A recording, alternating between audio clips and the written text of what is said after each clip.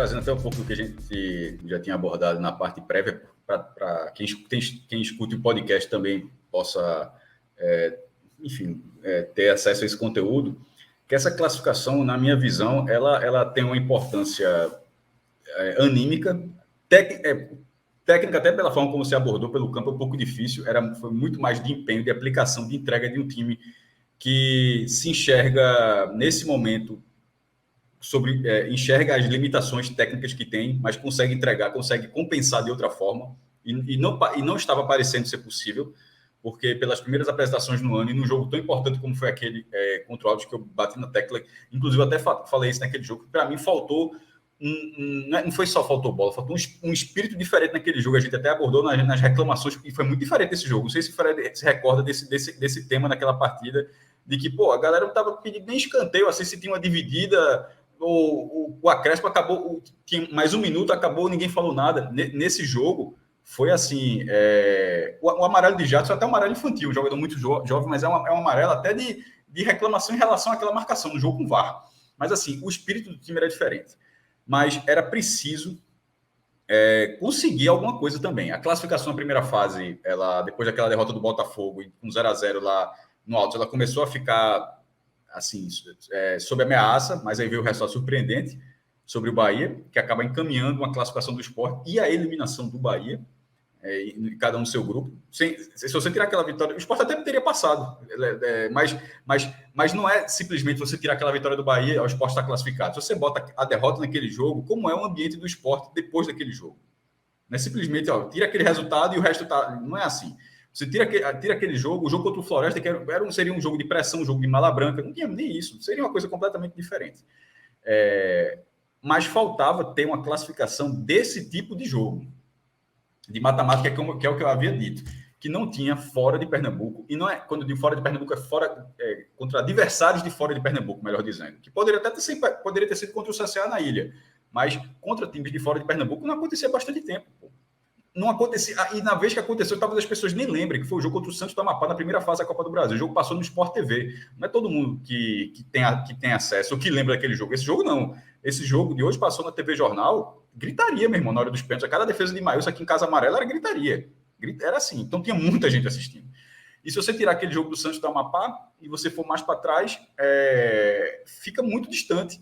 E a última classificação da própria Copa do Nordeste foi contra o time de Pernambuco, embora tenha sido dificílima, que foi contra o Santa. Perdeu 2-1 na ilha, numa época que tinha um gol qualificado, ou seja, ganhar de 1-0 na volta não adiantaria, e ganhou de 2-0, fazendo 2-0 já na reta final da partida. 2017. Curiosamente, aquela classificação que levou o Sport curiosamente, mas nem a mesma coisa. Aquele jogo levou o Sport para a semifinal, ali o Sport estava na semifinal da Copa do Nordeste, e essa classificação do CSA, ela volta a colocar o Sport na semifinal, e aí curiosamente, depois justamente daquela campanha. Veja só, 2017, para um time que, por exemplo, desses 8 finalistas da Copa do Nordeste de 2022, o time que tem mais títulos é o Sport, porque Bahia já foi eliminado, tem 4, o Vitória não chegou na fase de grupos, também tem 4, e o Sport tem 3. Se você juntar todos os outros adversários, não dá 3 títulos, porque tem 2 do Ceará e 1 do Fortaleza. Então, assim, dentro da Copa do Nordeste, o Sport tem uma tradição.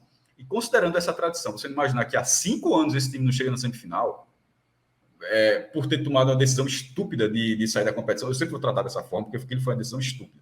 A decisão estúpida de tirar o time da competição por 2 anos, tirou do primeiro, o presidente tirou do primeiro ano, não adiantou de nada, mas acho que só para não ceder, tirou, porque o Sport não tirou 2 anos não, tá? O Sport tirou de 1 ano. Aí quando chegou o segundo ano, tirou de novo. Esse é um negócio inacreditável. Aí quando volta para a Copa do Nordeste, e já volta com as consequências daquilo, sem nível de competitividade no primeiro semestre, mal nas outras competições, passa arrastado na fase de grupos de 2020, que foi realizada na fase final em Salvador por causa da pandemia, né? E caiu no empate em 0-0, num jogo onde fez uma boa partida contra o Fortaleza, que aí nos pênaltis, num jogo onde o Sport foi muito mal nos pênaltis. Foi ao contrário dessa partida, porque nesse jogo não foi só as defesas de Maílson, as cobranças foram excelentes também, todas muito no cantinho. A de Blas... E a de Raiva? A de Raiva Negros, lá em cima. Foi. A de Blas ela foi fraca, mas ela foi no limite da trave. Eu acho que era mais fácil bater na trave do que o goleiro pegar, do que Carné defender. A de Ronaldo muito boa, a gente também já tinha comentado. Então, e Maílson nem se fala, mas a gente vai detalhar esse ponto mais para frente. E arrancar essa classificação, ela injeta algo que estava, até para não ficar repetitivo, na minha visão, algo há muito tempo em falta no esporte. E faz parte, assim, todos os times vão dizer isso, que faz a parte, mas eu acho que também faz parte, acho que é justo dizer para o Sport, se fosse o Náutico nessa classificação, se fosse nessa classificação, diria a mesma coisa, estava em falta no Náutico. Mas não é só porque é a mesma coisa nos outros que você vai dizer no Sport. Eu acho que faz parte do espírito do Sport ter classificações dessa forma. Não foi um grande desempenho. A gente vai falar, não tem nem como ser um grande desempenho. Ninguém conseguiria ter um grande desempenho da forma como o campo estava. Se o campo tivesse uma condição melhor, talvez o jogo poderia ter sido ainda mais difícil para o Sport, tá? Porque o CSA poderia ter tido mais facilidade para jogar o jogo. Teve uma hora, Cássio, que a chuva deu uma trégua, acho que foi no começo do segundo tempo ali, o campo já estava um pouco melhor. E na hora eu botei num grupo aqui do WhatsApp, meu irmão, volta a chuva, velho. Volta a chuva, que o negócio assim, mas não vai, não.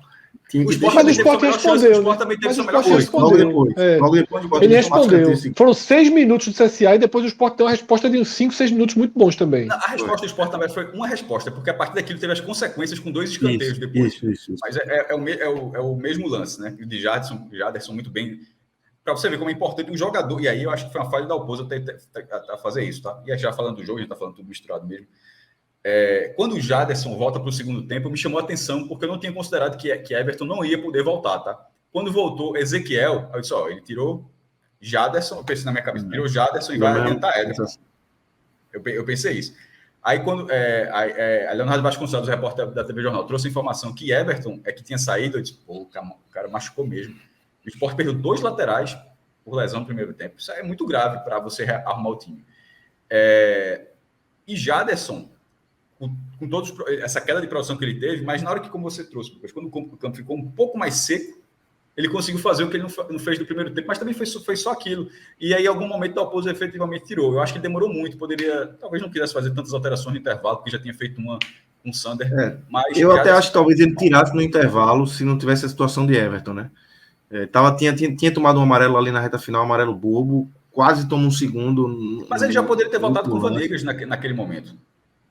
Acho que ele não quis fazer mais uma, né? Não quis queimar mais uma. Fazer mais uma, mas ele poderia ter feito, mas em algum momento ele viu que não tinha o que fazer. Ele tinha que tirar, isso. Porque apesar dessa jogada de Jaderson ter sido excepcional, ele limpou os 2 jogadores, os 2 marcadores, assim, excepcional. Mas também foi só aquilo. É muito pouco. Foi a melhor chance do Sport. Aí toca, depois sai o cruzamento. Que ele toca, acho que ele toca para Ezequiel, que faz o corredor, né? Isso. Sai o cruzamento. Ezequiel cruza. O Búfalo foi muito bem no lance. Perfeito. Muito bem no lance. E outra, eu não vou criticar.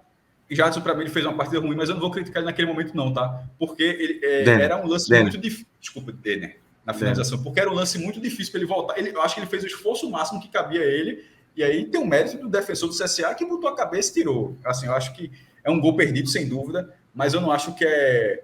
Como era aquela coisa Estava muito próximo do cara também, né? Do Globo Esporte.